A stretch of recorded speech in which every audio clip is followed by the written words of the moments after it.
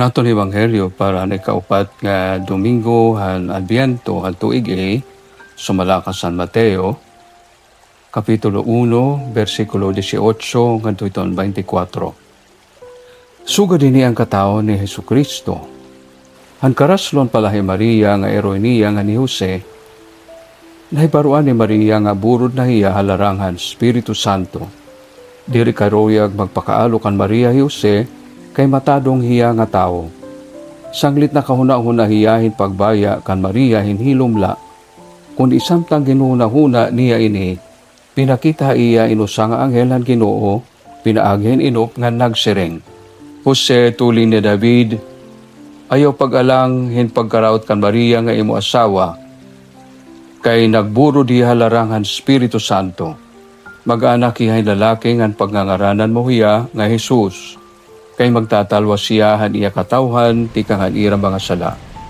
Nahinabuin nga tanan ba si matuman na ni ginyakan han Ginoo, pinaagyan manaragna nga nasireng, magbuburo dino sa nga uray nga daraga ngan mag-anak hin lalaki, ngan tatawgon niya nga Emmanuel, nga karueg sidngon ang Dios ani haaton. Sanglitan pagmata ni Jose, gintuman niya ni ginsugo ha iya han anghel han Ginoo, ngan pinangasawa niya hi Maria. Kaugtuan ang maupay nga sumat han atong katalwasan, pagdayawon ka Kristo.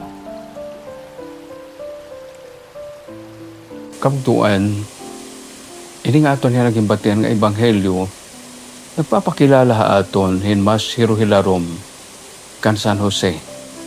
Kung kayo nung matatawag tayo nga baraan. Una, nakadayan makuri nga sitwasyon. An iya maarasawa nga hi Maria, nahi diskubrihan mismo ni Maria nga burod na hiya. Pero hi San Jose, di na niya baro nga burod hi Maria, maaram liwat nga diri niya anak an ikimbuburod ni Maria, kay waray pamanhira pagtatampo. So tutuluan iya konta option, so tuluan pwede niya buhaton. Ang unang option niya nga iya dadon hi Maria, base igsumbong ha publiko nga ini nga akon maarasawa, puro din na iya na nga waray pa kami pagtatampo, sigurado ini nga diri, sigurado ako nga diri ko ini anak. Didahiton libro Deuteronomio, iton Kapitulo 22, igin susumat nga, insugad nga babae nga burod na nga daan, diri pahira igin takatampuhan iya maarasawa, kinahanglan pagbatuon, upod ang nakaburod ha iya, an iya lover, nga dahan ira kamatay. Option ito ni San Jose, kay paghatag niya in hustisya niya ngaran, tungkol kay ini nga babae nga iya maarasawa, nagbuhat hin maraot o bangin nagbuhat hin maraot, nga diri pa hira nag-aasawa, sugad diha ang gininsulto. No? So, paghatag hin hustisya niya ngaran, ikado niya nga ngay buhaton, nga iya pwede buhaton, pwede naman na niya karawaton ang kahimtang ni Maria nga buro diya nga diri iyan anak, iya nala pag-aam ko noon. Punta iya nala i-adapt ang magiginak ni Maria. Hini nga duha, waray niya uyo ni ini nga duha, waray niya uyo ni nga hi Maria, i-akusar, atubangan ng kadaman nga mga tao, ngan taganhin patok nga kamatayon, pagbatuon nga ng kamatay. Waray liwati uyon nga iya nala tulnon, iya nala karawaton, ang diri man iya anak. So, tinadahan ikatulong nga opsyon niya. Ikatulong opsyon, iya nala bubulagan hinhilom. Hini nga iya ikatulong nga opsyon, makakasalbar ang kinabuhi ni Maria.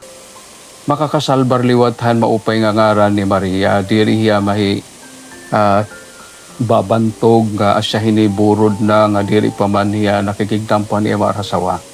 So ito dida nga iya kamutangan, inabutan anghel nga nagsumata iya nga anigin buburod ni Maria, diri man tikang hintawo, diri tikang lalaki, kundi ti kangan Espiritu Santo.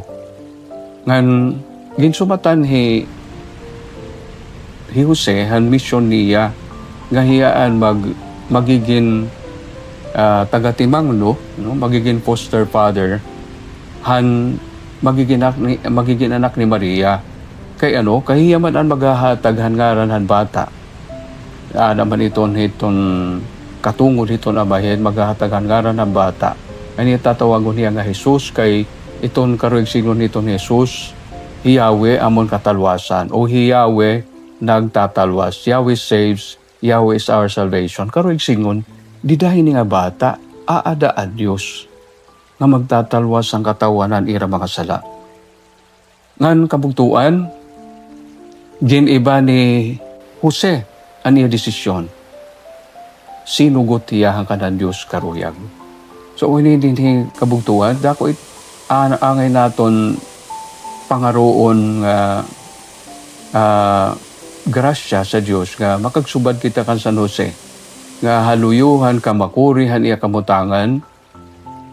Pinili lagi hapon niya magsunod ang kaburutan ng Diyos ngan tungod ini nagkamayada kita manunubos, nagkamayada katalwasan ng tao. Da mga salamat Ginoo nga Diyos san imo paghatagaan hinusa nga baraan nga subaranan dida kan San Jose.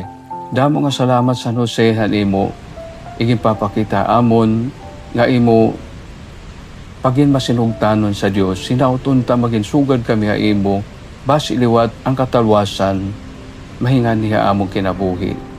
Ngan hingad Tuhan iba. Pinaagi ka ni Jesu Kristo nga amon Ginoo.